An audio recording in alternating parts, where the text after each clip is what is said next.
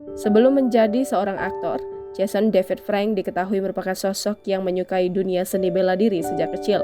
Bahkan ia sudah berlatih di sekolah karate Red Dragon sejak usia 4 tahun.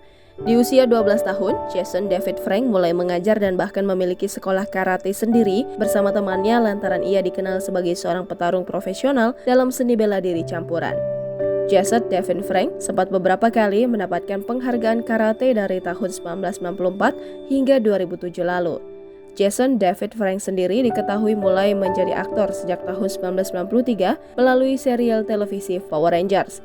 Namun, Jason juga bermain dalam serial televisi lainnya seperti Cybertron, Sweet Valley High, Family Matters, Undressed, dan lainnya. Serta berbagai judul film seperti Paris, The Junior Defenders, Fall Guy, The Jon Stewart Story, The Blue Sun, dan The One Warrior.